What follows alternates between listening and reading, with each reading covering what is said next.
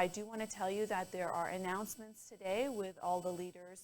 Stephen Del Duca as well as PC leader Doug Ford are making announcements. We're going to go live as Y Media is making sure that we bring all the announcements to you. We'll go live right now and we'll come right back. Record of delivering incredible leadership for this community. Now, I can remember my very first conversation with Mary Margaret where she first expressed a desire or an interest in running for the nomination here, and how thrilled I was and how thrilled I am, because people here in Beaches East York know that Mary Margaret McMahon is someone who will never stop working relentlessly for them every single step of the way. She will be a phenomenal champion for Beaches East York at Queen's Park. And today we are here to talk about an issue that is of such importance here in this community and across Ontario. And of course, we're talking about, in general, the affordability crisis that people are facing, but in particular, the housing affordability crisis that Ontario finds itself in at this moment. Now, when I think about the future that my own daughters, who are 15 and 11, will have, the fact that it feels like it will be out of reach for them to ever be able to buy or rent a home anywhere close to the neighborhood where they've grown up is something that is deeply discouraging. We feel that in my family.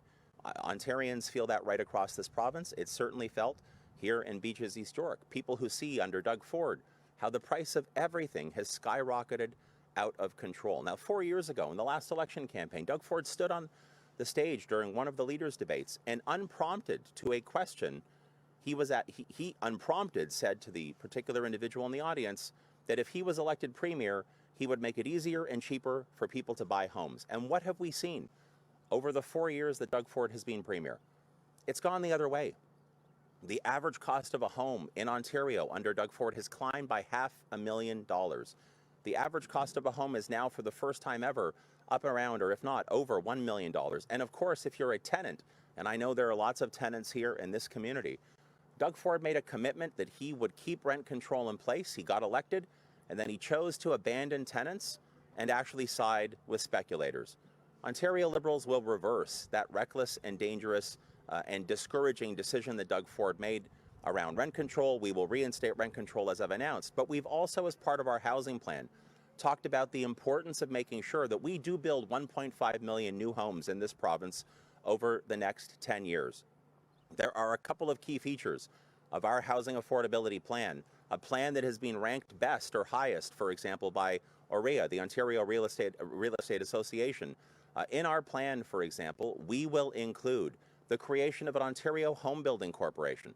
The Ontario Home Building Corporation will have the funding and the authority to make sure that underutilized or unused public property that you and I already own as taxpayers, as residents in this province, that we actually can develop that kind of property. And one really important feature about what this corporation will be able to do, every single unit of housing that is sold by our new Ontario Home Building Corporation will only be made available to first-time homebuyers. That is a specific commitment that will help the young families in particular, and the young people in particular who are trying to get into the housing market. I mentioned a moment ago that we'll be bringing back real rent control. I can also highlight that we will be introducing what we like to call a use it or lose it levy. Now, we've heard directly from mayors across Ontario, Ontario's big city mayors. They have said specifically in their documents and conversations with us that there are approximately 250,000 units of housing that have already navigated the municipal approvals process, including, in many cases, the permitting process, and yet they're not being built. And why aren't they being built? Because speculators are choosing to what's called land bank. They're choosing to sit on those lands rather than start building so they can drive up their own profits.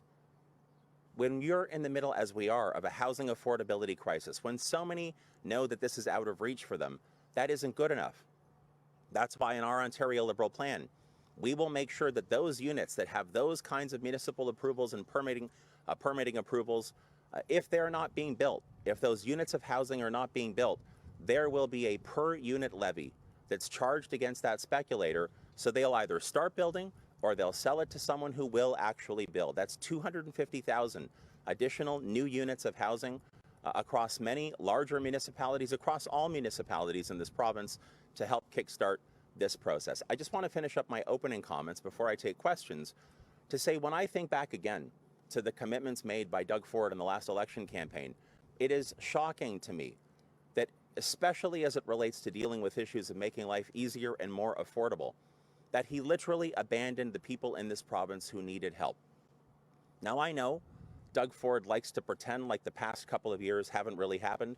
Watching him campaign stuck in that firmly placed bubble around him where he's afraid to talk to members of the media, afraid to interact with everyday Ontarians, and looking, frankly, at what he campaigns on and what he talks about, it is so clearly evident that Doug Ford and his team just want to skate by what we've all gone through with COVID over the past couple of years.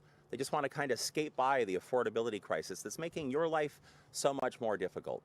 Well, I don't believe that's good enough. Ontario Liberals have a positive, forward-looking, and fair plan. It is a fully costed plan. It will deal with the housing affordability crisis. It will make sure units of housing that are approved actually get built. It'll bring back rent control. It'll make sure that first-time homebuyers can break into or crack into the market the way that they should be able to. It will do all of this and more because we are committed to making sure that working together, working with you and for you, that we will guarantee that Ontario is once again a place to grow. And with that, I'd be happy to take any questions that you might have. So we've just got reporters on the ground and also on the line today. So we're going to start with reporters on the ground and then we'll move over to the line afterwards. I just asked folks to come up to the mic for their. That was Liberal leader Stephen Del Duca making an announcement on housing affordability crisis that's going on in Ontario, saying that he's going to build 1.5 million homes in 10 years, bring back rent control.